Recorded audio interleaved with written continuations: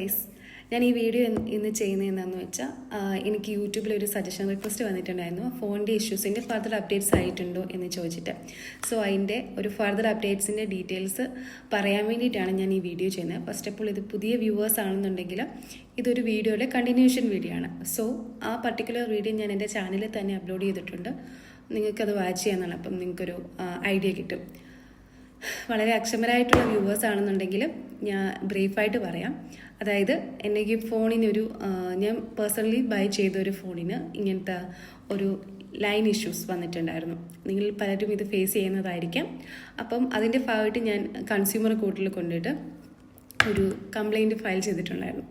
അപ്പോൾ ആ complaint file ചെയ്തതിന് ശേഷമുള്ള ഒരു അപ്ഡേറ്റ്സിൻ്റെ കാര്യങ്ങളാണ് ഞാനിപ്പോൾ ഇവിടെ പറയാൻ പോകുന്നത്. അപ്പം നമ്മൾ എവിടം വരെയാണ് പറഞ്ഞു നിർത്തിയത്? ഞാൻ കംപ്ലൈൻറ്റ് കൊടുക്കാൻ പോയി ഗൈസ്. ഞാൻ കംപ്ലൈൻറ്റ് കൊടുത്തു. അപ്പം first of all sorry for delaying the continuation video. Because ഞാൻ പിന്നീട് യൂട്യൂബിൽ ആക്റ്റീവ് അല്ലായിരുന്നു. ആ ഒരു വീഡിയോസ് അങ്ങനെയൊന്നും ചെയ്യുന്നുണ്ടായിരുന്നില്ല. അതുകൊണ്ടാണ് ഞാൻ ഇത്രയും ഒരു ലാഗ് ഉണ്ടായത്. ഐ തിങ്ക് ആ ഫസ്റ്റ് വീഡിയോ ഞാൻ പോസ്റ്റ് ചെയ്തത് ലാസ്റ്റ് ഇയർ ആയിരുന്നു. അപ്പം ഞാൻ കംപ്ലൈൻറ്റ് കൊടുത്തത് എൻ്റെ നേറ്റീവ് പ്ലേസിലുള്ള കൺസ്യൂമർ കോർട്ടിലാണ്. എനിക്ക് നിയർ ബൈ ആക്സസബിൾ ആവുന്ന ഞാൻ എൻ്റെ കൺസ്യൂമർ കോർട്ടിലാണ്. അങ്ങനെയാണ് എനിക്ക് കംപ്ലൈൻറ്റ് ചെയ്യാൻ അവരെന്നോട് അഡ്വൈസ് ചെയ്തത്.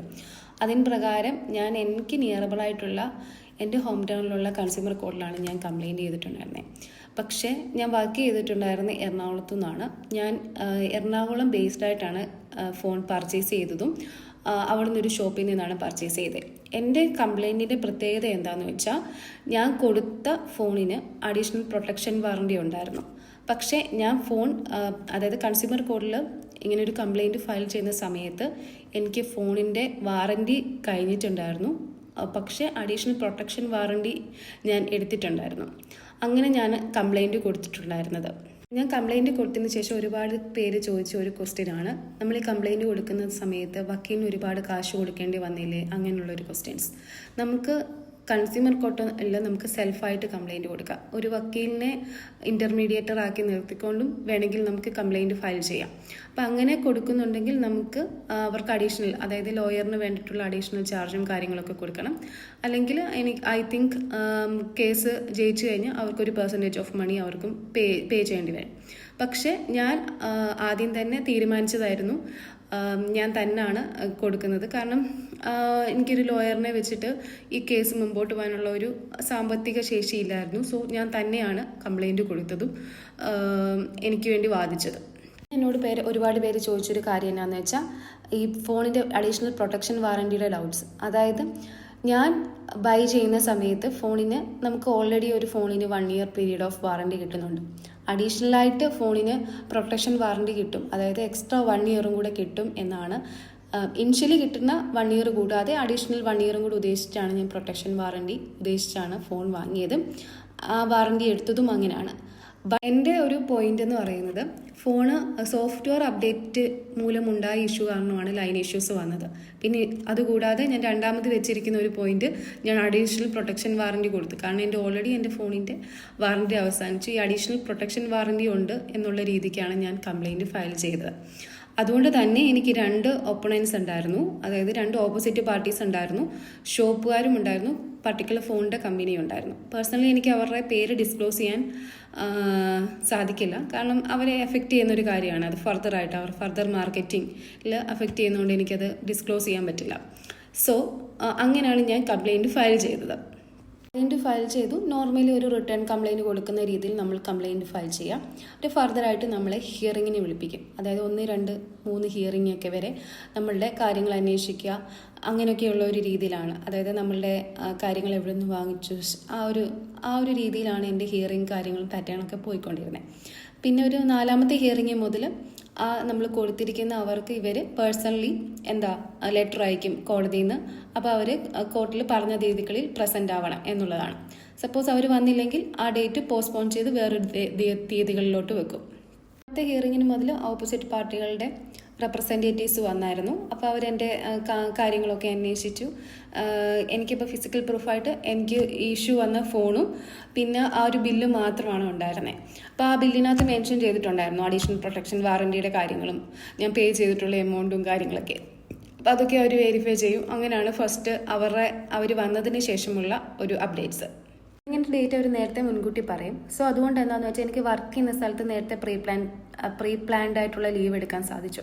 ഞാൻ പറഞ്ഞല്ലോ, എൻ്റെ നേറ്റീവ് പ്ലേസിലാണ് ഞാൻ കംപ്ലയിൻറ്റ് കൊടുത്തിട്ടുള്ളത്. സോ എനിക്ക് ഐ ഹാവ് ടു ട്രാവൽ ദേ.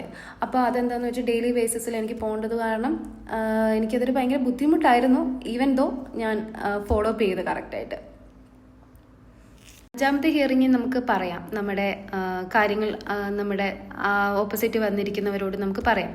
അപ്പം ഞാൻ ഷോപ്പിലുള്ള ആ ഒരു റെപ്രസെൻറ്റേറ്റീവിനോട് പറഞ്ഞു, ഞാൻ അഡീഷണൽ പ്രൊട്ടക്ഷൻ വാറണ്ടിയിലാണ് എൻ്റെ ഫോൺ ഇപ്പോൾ ഉള്ളത്. സോ എനിക്ക് അതിനനുസരിച്ചുള്ള നഷ്ടപരിഹാരം വേണം. എനിക്ക് ഇഷ്യൂസ് നിങ്ങളുടെ ഇൻഷുറൻസിൽ എന്തൊക്കെയാണോ ടേംസ് ആൻഡ് കണ്ടീഷനിലുള്ള ഈ ഫോണിന് എന്തെങ്കിലും ഇഷ്യൂസ് വരുമ്പം ഉണ്ടാകുന്ന എന്തൊക്കെ നഷ്ടപരിഹാരം കിട്ടുന്നോ ആ കംപ്ലീറ്റ് നഷ്ടപരിഹാരം എനിക്ക് വേണമെന്ന് പറഞ്ഞു. അപ്പോൾ അവരെന്നോട് പറഞ്ഞു, ഈ ഫോണിൻ്റെ വാറണ്ടി പീരീഡിൽ തന്നെയാണ് പ്രൊട്ടക്ഷൻ വാറണ്ടി എന്നുള്ള സാധനം എന്ന് പറഞ്ഞു. അപ്പം ഞാൻ പറഞ്ഞു, എന്നെ അവിടുത്തെ റെപ്രസെൻറ്റേറ്റീവ്, അതായത് ഫോൺ എടുക്കാൻ ചെന്നപ്പോൾ ഷോപ്പിൻ്റെ ഒരു എക്സിക്യൂട്ടീവ് ഉണ്ടാവില്ല, ആ ഷോപ്പ് എക്സിക്യൂട്ടീവ് ക്യാൻവാസ് ചെയ്തത് ഈ സമയത്തുള്ള അല്ല, അഡീഷണലായിട്ട് ഒരു 1 ഇയറും കൂടെ കൂട്ടിക്കിട്ടും എന്നുള്ള രീതിയിലാണ് എന്ന് പറഞ്ഞു. ബട്ട് അവരത് അക്സെപ്റ്റ് ചെയ്തില്ല. അപ്പോൾ അവരെന്നോട് വന്നിട്ട് പറഞ്ഞു, അതായത് ഫോണിന് അഡീഷണലായിട്ടുള്ള പ്രൊട്ടക്ഷനാണ് അതുകൊണ്ട് ഉദ്ദേശിക്കുന്നത്, ഫോണിൻ്റെ ആ സെയിം വാറണ്ടി പീരീഡിൽ തന്നെയാണ് ഇതിൻ്റെ കാലാവധി വരുന്നതെന്ന് പറഞ്ഞു. അതായത് ഫോണിന് നോർമലി കിട്ടുന്ന ഒരു വാറണ്ടി ഉണ്ടല്ലോ, അതിൽ ഇഷ്യൂ ചെയ്യാത്ത അഡീഷണൽ പ്രൊട്ടക്ഷൻസ് പ്രൊവൈഡ് ചെയ്യുന്നതാണ് അവർ ഉദ്ദേശിച്ചത് എന്ന് പറഞ്ഞു. അത് അങ്ങനെ നമ്മളത് ജഡ്ജിയുടെ മുമ്പിൽ നിന്ന് പറയുമ്പോഴത്തേക്കിന് അത് എൻ്റെ ആ ഒരു വാദം എനിക്ക് അവിടെ അതിന് ആ ഒരു ഭാഗം എനിക്ക് എൻ്റെ വാദം തള്ളി. അതായത് അവരാണ് അവിടെ ജയിച്ചത്. ബില്ലിൽ അഡീഷണൽ പ്രൊട്ടക്ഷൻ വാറണ്ടി എന്നുള്ളത് മെൻഷൻഡ് ആണ്, ബട്ട് അവരുടെ ടേംസ് ആൻഡ് കണ്ടീഷൻ അനുസരിച്ചിട്ട് അവർക്ക് അത് പ്രൊവൈഡ് ചെയ്യാൻ പറ്റത്തുള്ളൂ എന്ന് പറഞ്ഞു.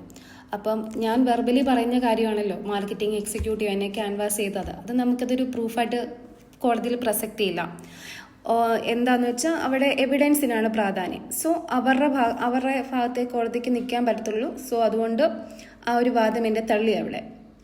ഷോപ്പിൻ്റെ സൈഡിലുള്ളത് ഓൾറെഡി അങ്ങനെ അങ്ങ് പോയി. പിന്നെ നെക്സ്റ്റ് റൗണ്ട് ഓഫ് ഹിയറിങ്ങിന് ഫോണിൻ്റെ റെപ്രസെൻറ്റേറ്റീവ് വന്നു. ഫോണിൻ്റെ ഒരു വക്കീലായിരുന്നു വന്നേ. അപ്പോൾ അവർ പറഞ്ഞു, നമുക്ക് ഫോണിൻ്റെ ഭാഗത്തു നിന്നുള്ള ഇഷ്യൂ ആയതുകൊണ്ട് നമുക്കിത് ഇവർ ശരിയാക്കി തരാം എന്ന് പറഞ്ഞു. അപ്പോഴത്തേക്കിന് എൻ്റെ ഒരു മെൻ്റൽ സ്റ്റെബിലിറ്റി ഒക്കെ പോയായിരുന്നു. കാരണം ഞാൻ ഇത്രയും പോയിട്ടും യാതൊരു തരത്തിലുള്ള ഒരു പ്രയോജനം ചെയ്യുന്ന രീതിയിലുള്ള മൂവ്മെൻറ്റ്സ് ഒന്നും ഇല്ലാത്തത് കൊണ്ടും, പിന്നെ വീട്ടുകാരും എൻ്റെ സ്വന്തമായിട്ടുള്ളൊരു തീരുമാനമാണ് ഈ കംപ്ലയിൻറ്റ് കൊടുക്കാമെന്നുള്ളത്. അപ്പോൾ വീട്ടുകാരും എല്ലാം ഡീമോട്ടിവേറ്റ് ചെയ്യാൻ തുടങ്ങി. പേഴ്സണലി എന്നോട് പറഞ്ഞു, നടന്നിട്ട് പ്രയോജനമില്ല, നായിക്കോട്ട് ഇരിക്കാൻ സമയമില്ല. അമ്മയൊക്കെ പറഞ്ഞപ്പോഴത്തേക്കിന് ഞാൻ അവരത് ശരിയാക്കി തരാമെന്ന് പറഞ്ഞു. ഏകദേശം 14,000 രൂപ വരുന്ന വർക്കാണ്. ഫോണിൻ്റെ ഡിസ്പ്ലേ അവർ കംപ്ലീറ്റ് ചേഞ്ച് ചെയ്ത് തരാമെന്ന് പറഞ്ഞു.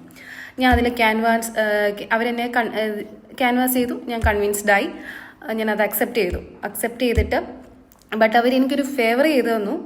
വർക്ക് ചെയ്യുന്ന എറണാകുളത്തായതുകൊണ്ടും ഞാനിത് എൻ്റെ ഒരു ഫോൺ മാത്രമേ ഉള്ളൂ. അപ്പോൾ അഡീഷണലായിട്ട് ഫോണില്ല, ഞാൻ യൂസ് ചെയ്യുന്ന ഫോണാണ്. അപ്പോൾ അവരെന്നോട് പറഞ്ഞു, എറണാകുളത്തുള്ള ഓതറൈസ്ഡ് ആയിട്ടുള്ള സർവീസ് സെൻറ്ററെ കാണിച്ചാൽ മതി എന്ന് പറഞ്ഞു. അപ്പോൾ അവർ രാവിലെ കൊടുത്തിട്ട് പോവുകയാണെങ്കിൽ എനിക്ക് ബുദ്ധിമുട്ടുണ്ടാക്കാത്ത രീതിയിൽ അവർ വൈകുന്നേരത്തിനേക്ക് ശരിയാക്കി തരാം എന്ന് പറഞ്ഞു. അവരുടെ ഇൻസ്ട്രക്ഷൻ പ്രകാരം ഞാൻ ആ ഓതറൈസ്ഡ് സർവീസ് സെൻറ്ററിൽ എൻ്റെ ഫോൺ സബ്മിറ്റ് ചെയ്യാൻ വേണ്ടി പോയി. അവിടെ ചെന്നപ്പം അവിടുത്തെ വർക്ക് ചെയ്യുന്ന ആൾ പറഞ്ഞു, അവർക്ക് മെയിൽ ഇൻറ്റിമേഷൻ കിട്ടണം, മെയിൽ ഇൻറ്റിമേഷൻ കിട്ടാതെ ഇത് ചെയ്യാൻ പറ്റത്തില്ല എന്ന് പറഞ്ഞു. അപ്പോൾ ഞാൻ കറസ്പോണ്ടിങ് ഫോണിൻ്റെ ലോയറിനെ വിളിച്ചു.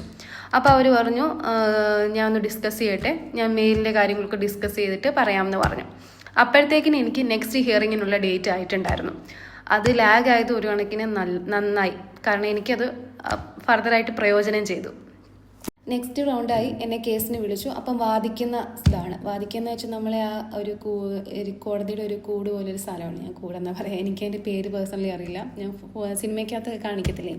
അപ്പോൾ അതിനകത്ത് വിളിച്ചു നിർത്തി നമ്മളെ വാദിക്കും. അപ്പോൾ പേഴ്സണലി എനിക്ക് വേണ്ടിയിട്ട് ഒരു ലോയർ ഇല്ലാത്തതുകൊണ്ട്, പക്ഷേ എനിക്ക് അവിടെ ഞാൻ കൺസ്യൂമർ കോർട്ടിൽ കണ്ട ലോയേഴ്സിൻ്റെ അടുത്തൊക്കെ സജഷൻ ചോദിച്ചിട്ടുണ്ടായിരുന്നു. അപ്പോൾ അവരെന്നോട് പറഞ്ഞു, നിങ്ങളുടെ കയ്യിലാണ് സ്ട്രോങ് പോയിൻറ്റ്സ്, സോ നിങ്ങൾ ഈ കേസിൽ ജയിക്കാൻ ചാൻസ് ഉണ്ടെന്ന് പറഞ്ഞു. അപ്പം നമ്മൾ അതായത് വാദിക്കുന്ന സമയത്ത് നമ്മൾ റോങ് ആണെന്ന രീതിയിൽ പ്രൂവ് ചെയ്യാൻ രീതിയിൽ ലോയർ നമ്മളുടെ അടുത്ത് വാദിക്കും. അപ്പോൾ അവരെന്നോട് പറഞ്ഞു, നിങ്ങളുടെ ഫോണിൽ ഒരു സ്ക്രാച്ച് ഉണ്ടല്ലോ, തറയിൽ വീണപ്പോൾ ഉണ്ടായ ഇഷ്യൂ ആണെന്ന് നിങ്ങൾക്ക് പ്രൂവ് ചെയ്യാതിരിക്കാൻ പറ്റുമോ എന്ന് ചോദിച്ചു. അപ്പം ഞാൻ പറഞ്ഞു, അത് പ്രൂവ് ചെയ്യാൻ നിങ്ങളുടെ കയ്യിൽ തെളിവൊന്നുമില്ലല്ലോ എന്ന് ഞാൻ തിരിച്ചു. അങ്ങനെ ആ ഒരു വാദം തെറ്റി. ഞാൻ പറഞ്ഞു, ഇന്ന ദിവസമുള്ള സോഫ്റ്റ്വെയർ അപ്ഡേറ്റ് കഴിഞ്ഞതിന് ശേഷമാണ് ഇങ്ങനെ ലൈൻ ഇഷ്യൂസ് വന്നത്. അതിന് നമ്മൾക്ക് പ്രൂവൺ ആയിട്ടുള്ള ഒരുപാട് തെളിവുകളുണ്ട് എന്നും പറഞ്ഞു. അങ്ങനെ കേസിനെ കുറിച്ച് എനിക്ക് ഞാൻ സ്ട്രോങ് പോയിൻ്റായിട്ട് അത് നിന്നു. അവസാനം അതായത് എനിക്ക് അവർ പറഞ്ഞ ഡേറ്റിൽ അത് ശരിയാക്കി തന്നുമില്ല.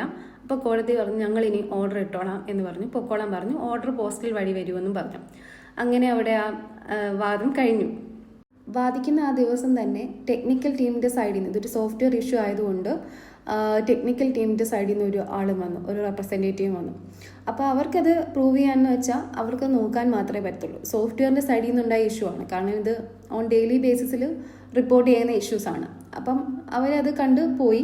പിന്നെ എന്നാന്ന് വെച്ചാൽ എനിക്കിവിടെ ഷോപ്പിൻ്റെ പേരും ഫോണിൻ്റെ കമ്പനിയുടെ പേരും എനിക്കിവിടെ ഡിസ്ക്ലോസ് ചെയ്യാൻ പറ്റത്തില്ല, കാരണം അവരുടെ ഫർദറായിട്ടുള്ള മാർക്കറ്റിനെ ഇമ്പാക്റ്റ് ചെയ്യുന്നൊരു കേസാണിത്. സോ ഇതാണ്. അപ്പം അങ്ങനെ അത് ചെക്ക് ചെയ്തു. ഞാൻ ആ വാദം കഴിഞ്ഞു, ഞാൻ അവിടുന്ന് ലീവ് ചെയ്തു. ശേഷം എനിക്ക് ഓർഡർ വന്നത് എനിക്ക് 1,00,000 രൂപയും കൂടാതെ എനിക്ക് മെൻ്റൽ അഗോണിക്കൊരു എമൗണ്ട് കൂടെ അവർ തന്നു. അപ്പം അതിന് അവർ ഈ ഫോൺ, ഡാമേജ് ആയ ഫോൺ തിരിച്ച് സബ്മിറ്റ് ചെയ്യണമെന്ന് പറഞ്ഞു. ഞാൻ അതിന് കൺവിൻസ്ഡായി. അങ്ങനെ ഞാൻ ഈ ഫോണ് തിരിച്ച് അവർക്ക് സബ്മിറ്റ് ചെയ്തു. അവരെ ഒരു ഓതറൈസ്ഡ് സർവീസ് സെൻറ്ററിൽ കൊണ്ടുപോയി സബ്മിറ്റ് ചെയ്തു. എന്നിട്ട് എനിക്ക് അവർ ചെക്കാണ് തന്നെ. അപ്പം ഞാൻ കൊടുത്തിരിക്കുന്ന ആ ഒരു ബാങ്കിലോട്ട് ആ ചെക്കിൻ്റെ എമൗണ്ട് വരികയും ചെയ്തു. ഇതാണ് എൻ്റെ കേസിൻ്റെ ഫർദർ അപ്ഡേറ്റ്. യെസ്, ഇതിനെ ഒരു പൈസയുടെ ബേസിസിൽ മാത്രമല്ല ഇവാലുവേറ്റ് ചെയ്യണേ. കാരണം എന്നാന്ന് വെച്ചാൽ എൻ്റെ ഒരു സെൽഫ് കോൺഫിഡൻസിനെ ബാധിക്കുന്ന ഒരു കാര്യമായിരുന്നു ഇത്. എനിക്ക് ഇതുകൊണ്ട് ഒരുപാട് സെൽഫ് കോൺഫിഡൻസ് കിട്ടി. അതുകൂടാതെ എന്നെ ഒരുപാട് പേര് കളിയാക്കിയവരുണ്ട്, വീട്ടുകാരുൾപ്പെടെ കളിയാക്കിയവരുണ്ട്. അപ്പോൾ അവരെയൊക്കെ മുമ്പിൽ ഒരു തല ഉയർത്തി നിൽക്കാനുള്ളൊരു അവസരമായിട്ട് മാറി. അങ്ങനെ എനിക്കൊരു ഭയങ്കര ഒരു സെൽഫ് കോൺഫിഡൻസ് ആയി. പിന്നീട് എൻ്റെ ജീവിതത്തിൽ എന്തെങ്കിലും ചലഞ്ചസ് കാര്യങ്ങളൊക്കെ വരുമ്പോൾ എൻ്റെ ഈ പ്രതികരണ ശക്തി കൂടി, അത്ര തന്നെ. അപ്പം ഇതാണ് എൻ്റെ ഫോണിൻ്റെ ഫർദർ അപ്ഡേറ്റ്സ്. അപ്പം thank you for watching the video. Thank you guys.